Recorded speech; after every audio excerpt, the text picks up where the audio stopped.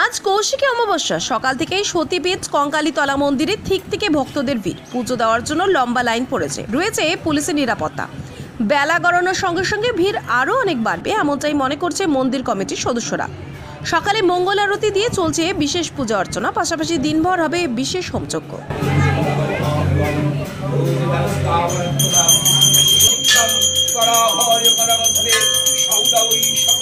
দর্শন পুজোর আগে আছে।